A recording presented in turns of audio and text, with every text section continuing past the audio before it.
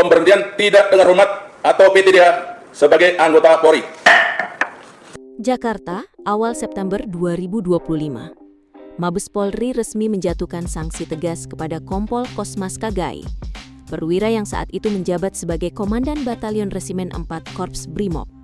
Melalui sidang Komisi Kode Etik Polri yang digelar di Gedung TNCC, Jakarta Selatan, diputuskan bahwa Kosmas diberhentikan tidak dengan hormat atau PTDH.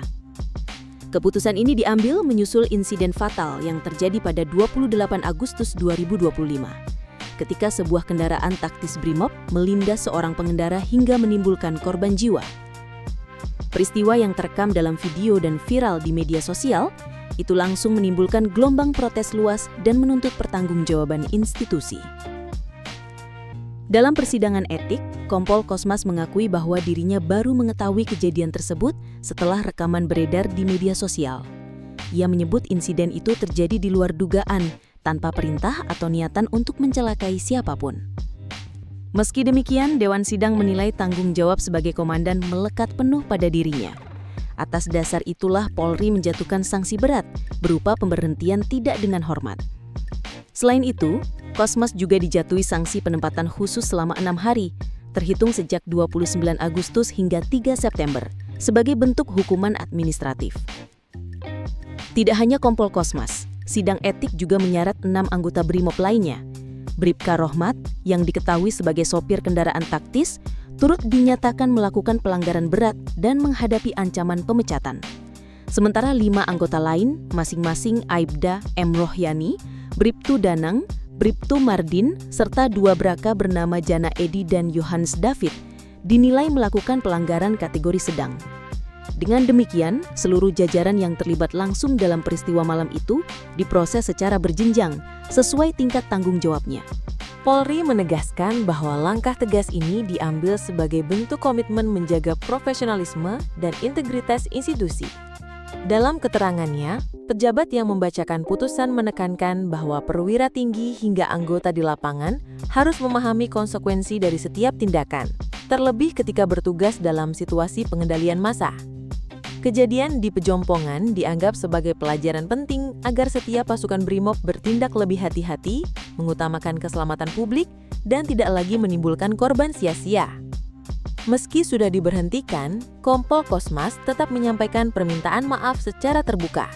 Ia menundukkan kepala, menyampaikan duka cita dan penyesalan mendalam kepada institusi Polri serta masyarakat luas.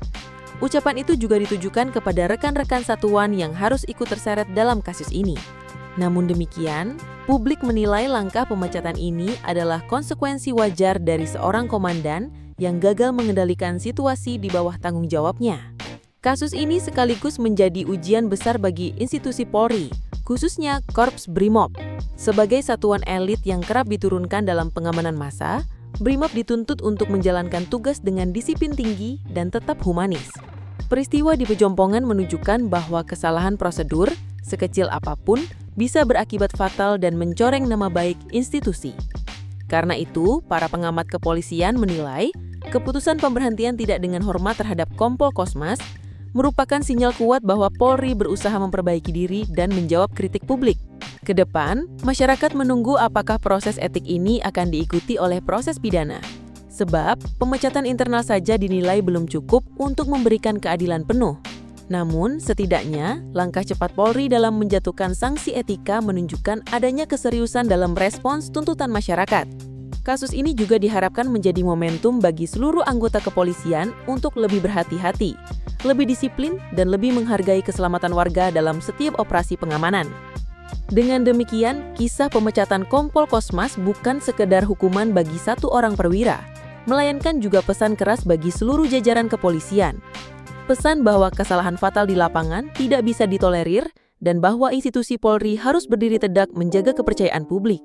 Insiden ini akan tercatat sebagai salah satu titik balik penting dalam perjalanan Polri yang dituntut untuk terus berbenah, meningkatkan profesionalitas, serta memastikan bahwa kejadian serupa tidak akan terulang kembali.